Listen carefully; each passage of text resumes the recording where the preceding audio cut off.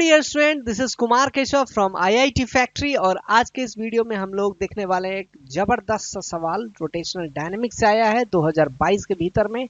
Question को हम लोग पढ़ते हैं और इसको हम लोग पूरे अच्छे ढंग से एनालाइज करते हैं, सॉल्व करते हैं और टेक अवेज लेते हैं, जो कि हमारे आगे आने वाले परीक्षा के लिए काफी उपयोगी होगा। ठीक है, क्वेश्चन में कह रहा है कि एक time t equal to 0, t बराबर 0, मतलब जस्ट जब स्टार्ट कर रहे हैं उस समय एक डिस्क है जिसका रेडियस 1 मीटर है, रोल कर रहा है without slipping on a horizontal plane with an angular acceleration of alpha बराबर 2/3 रेडियन पर सेकेंड स्क्वायर। ठीक है, तो भाई इसको सबसे पहले फिगर बनाओ। ये हमारा हॉरिजॉन्टल प्लेन है, ठीक है। यहाँ पे हम एक डिस्क को ऐसा सपोज कर सकते हैं कि दिस इज अ डिस्क। ये क्या है, हमारा डिस्क है, ठीक है। एक स्टोन है जो कि स्टक कर जा रहा है डिस्क पर t बराबर 0 सेकेंड पर। At t equal to 0 it is at the point of contact of the disc, मतलब t बराबर 0 पे जस्ट जब कहानी शुरू हुआ है तो ये जो स्टोन है सो यहाँ पे है। ठीक है, समझ में आ रही बात। अब कह रहा है कि लेटर t बराबर root pi second the stone detaches itself. अब रूट पाई सेकेंड के बाद स्टोन उस डिस्क से उठ जाता है, हट जाता है, लीव कर जाता है डिस्क को और फ्लाइज टेंजेंशियली, और उसके टेंजेंट के लॉन्ग जो है सो वो उड़ जाता है। तो मैक्सिमम हाइट आपको बताना है स्टोन का जब ये कहानी शुरू हुआ होगा एट t बराबर रूट पाई सेकेंड पर। ठीक है, सबसे पहले हमें देखना है कि इस पॉइंट पे, इस पॉइंट ऑफ इंस्टेंट पे स्टोन जो है सो यहाँ पे लग गया है। स्टोन जो है सो क्या है, यहाँ पे लग गया है। तो this is t equal to 0। अब एक टाइम पर t बराबर, आप बोल सकते हैं सर t बराबर कौन सा सेकेंड है, root pi second. Root pi second पर क्या हो रहा है, यहाँ पे पहुंच जा रहा है और यहाँ से वो हट जा रहा है। स्टोन जो है सो यहाँ से फिर उड़ जा रहा है। तो उड़ने के बाद क्या हो जाएगा, ये आपको प्रोजेक्टाइल मोशन को फॉलो करेगा, फिर आगे बढ़ेगा। तो मैक्सिमम हाइट निकालना है। तो खेल क्या है यहाँ पे, खेल इतना है कि सबसे पहले आपको ये थीटा निकालना है, कितना थीटा ट्रेवर्स करेगा उतने सेकेंड में। ठीक है, इसको कैसे आप निकाल सकते हैं, इसको निकालने के लिए आपको एंगुलर एक्सेलरेशन दिया हुआ है 2/3, है ना। तो आप फॉर्मूला आप जानते हैं बच्चे, फॉर्मूला आप जानते हैं s is equal to ut plus half at square. ठीक है, तो इसी का फॉर्मूला का अगर हम रोटेशनल वर्जन में अगर बात करेंगे तो क्या हो जाएगा, थीटा बराबर हो जाएगा omega initial t plus half alpha T square, ऐसा बोल सकते हैं। अब इनिशियल ओमेगा क्या था, 0 था उस समय, तो हमारा डिस्क जो है सो रोटेट नहीं हो रहा था, तो इसका मतलब इनिशियल ओमेगा उस समय हमारा 0 था। अल्फा कितना था सर, अल्फा की वैल्यू कितनी है, तो अल्फा अल्फा 2/3 है। हर एक पॉइंट के लिए अल्फा क्या होता है, सेम होता है। तो 2/3 इंटू 1/2 इंटू 2/3 इंटू टी की वैल्यू कितनी है, टाइम कितना है, रूट पाई सेकेंड है, तो मतलब पाई हो जाएगा ये। ठीक है सर, तो यहां से हो गया ये पाई/3। तो ये पता चल गया सर कि ये जो एंगल होगा सो 60 डिग्री होगा, पाई/3 बराबर 60 डिग्री होगा।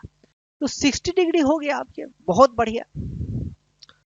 अब बात करते हैं कि भाई वो 60 डिग्री जिस पॉइंट पे एंगल बन रहा है उस पॉइंट का वेलोसिटी क्या है। तो रोटेशनल डायनेमिक्स में आप किसी भी पॉइंट का वेलोसिटी एक्सेलरेशन आप निकालना जानते हैं जब आप प्योर सेंटर ऑफ रोटेशन को जानते हैं, है ना। इंस्टेंटेनियस सेंटर ऑफ रोटेशन अगर ये है तो किसी पॉइंट का अगर वेलोसिटी अगर निकालना है तो जस्ट आप उस पॉइंट को उससे मिलाते हैं, उसके टेंजेंशियली आप बोलते हैं परपेंडिकुलर, है ना। जैसे मान लो कि इंस्टेंटेनियस सेंटर ऑफ रोटेशन अगर हमारा ये है तो इस पॉइंट का वेलोसिटी निकालना है, अगर ओमेगा ऐसा है तो इसका वेलोसिटी ऐसा होगा। इस पॉइंट का वेलोसिटी निकालना है तो ऐसा होगा, इस पॉइंट का वेलोसिटी निकालना होगा तो ऐसा होगा। ठीक है, ये चीज समझ में आ रही बात।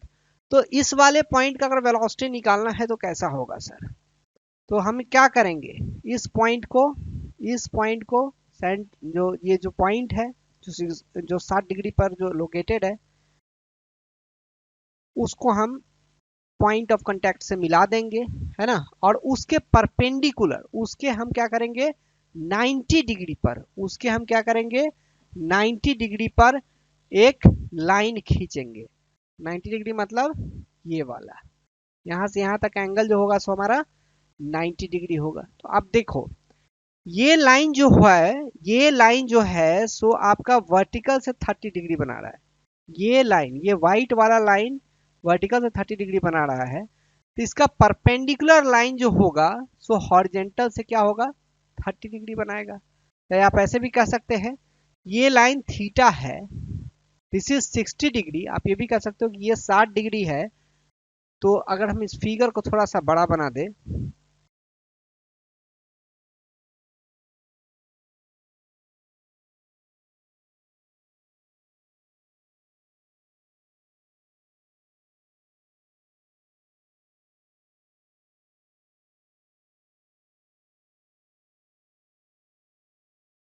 ये जो स्टोन है यहां से यहां पहुंच गया और एंगल कितना है हमारा 60 डिग्री है ना। तो जब 60 डिग्री है तो आप इसका रेडियस कितना दे रखा है, रेडियस है इसका, रेडियस है इसका कितना 1 मीटर है। तो ये 1 मीटर है, ये O है, ये P1 है point, this is point P2, तो ये भी 1 है।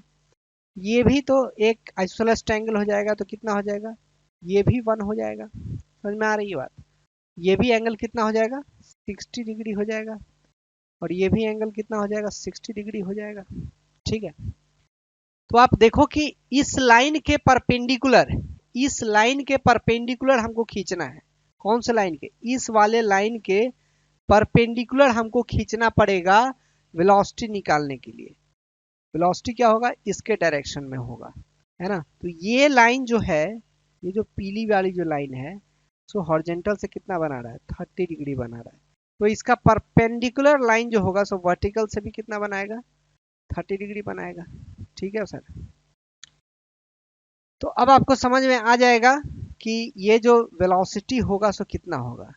वेलोसिटी जो होगा so that will be what omega times, है ना, ये डिस्टेंस हो जाएगा ओमेगा टाइम्स ये 1, ओमेगा टाइम्स 1 हो जाएगा। क्यों होगा, क्योंकि ये जो डिस्टेंस है सो हमारा कितना है 1 ही है ना। तो ओमेगा आर हो जाएगा इसका डिस्टेंस। अब ओमेगा की वैल्यू कितनी होगी, तो ओमेगा की वैल्यू आप निकाल सकते हैं, ओमेगा फाइनल बराबर होगा v equal to u plus a t. तो ओमेगा फाइनल होगा omega initial plus a T.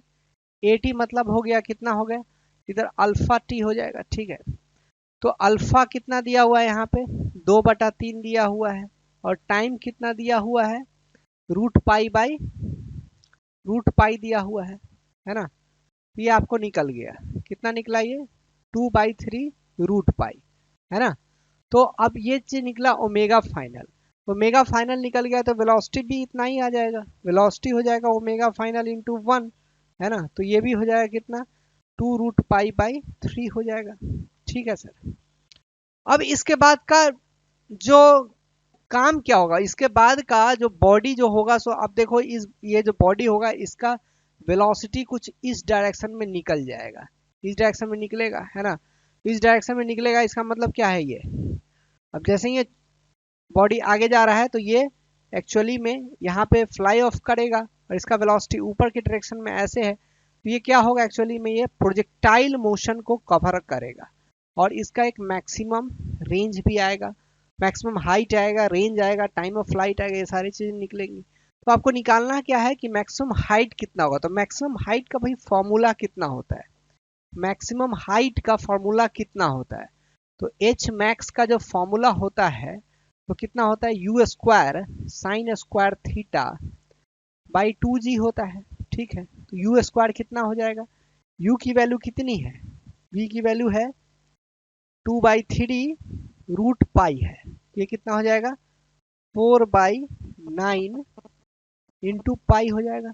ठीक है, अब साइन स्क्वायर थीटा, अब ये थीटा का कितना होगा, हॉरिजॉन्टल रेंज इसका ये टाइम ऑफ फ्लाइट ऐसे निकालना है, सॉरी इसका मैक्सिमम हाइट निकालना है, तो ये तो वर्टिकल से 30 डिग्री बना रहा है तो हॉरिजॉन्टल से 60 डिग्री बनाएगा, तो साइन 60 कितना होता है √3/2 होता है, √3/2 का स्क्वायर करेंगे कितना हो जाएगा 3/4 हो जाएगा। इंटू क्या हो जाएगा 1/2g हो जाएगा। यहाँ से ये 4 से 4 कैंसिल होगा, इस 3 से ये 3 कैंसिल हो जाएगा। ठीक है, तो ये कितना हो जाएगा π/6g हो जाएगा। ठीक है, अब π/6g हो रहा है, क्या हो रहा है, यहां से यहां तक ये मैक्सिमम हाइट हो रहा है, this is the maximum height π/6g हो रहा है। लेकिन क्वेश्चन में क्या कह रहा है, क्वेश्चन में कह रहा है मैक्सिमम हाइट निकालना है reached by the stone measured from the plane. तो प्लेन से कितना डिस्टेंस होगा, तो प्लेन से कितना डिस्टेंस होगा, तो ये भी तो डिस्टेंस आएगा प्लेन से। प्लेन से ये जो हॉरिजॉन्टल प्लेन जो आपका बना हुआ है, तो इससे ये भी तो डिस्टेंस आएगा। ये डिस्टेंस कितना होगा, यहाँ से यहाँ तक 1 है, ये 30 डिग्री है, तो 1/2 हो जाएगा।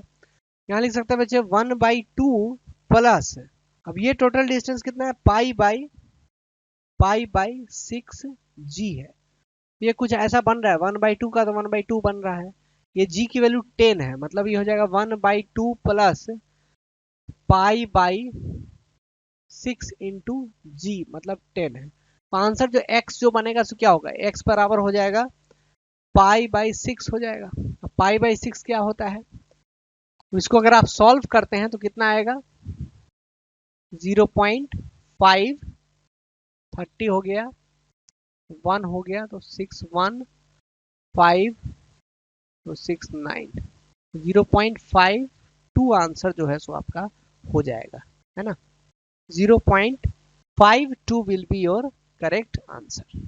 तो इस क्वेश्चन में भी क्या था, कुछ नहीं था, रोटेशनल डायनेमिक्स के क्वेश्चन को प्रोजेक्टाइल मोशन से आपको अटैच किया है। हॉरिजॉन्टल रेंज निकालना था, चाहे आपको मैक्सिमम हाइट निकालना हो सकता है, चाहे आपको टाइम ऑफ फ्लाइट निकालना हो सकता है। इस केस में मैक्सिमम हाइट आपको निकालने को बोल रहा है। तो देखो फिजिक्स का क्वेश्चन में क्या, आपको सिचुएशन को सोचना पड़ेगा। एग्जामिनेशन हॉल में क्वेश्चन में क्या बोल रहा है उसको पढ़ना है, सोचना है और उस पर एक्ट कर रहा है। और जो भी फॉर्मूला, जो भी थ्योरीज आप पढ़े हैं, जो क्वेश्चंस बनाए हैं, उन्हीं सारे क्वेश्चंस का एप्लीकेशन हो रहा है।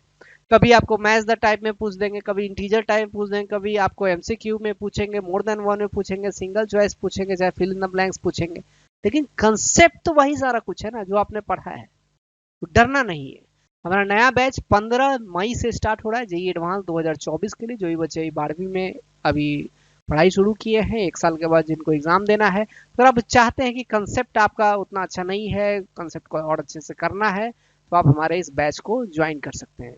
मिलते हैं नए वीडियो में। वीडियो अच्छा लगा है तो लाइक कीजिए, चैनल को सब्सक्राइब कीजिए, दोस्तों तक भी इसको शेयर कीजिए। धन्यवाद, जय हिंद।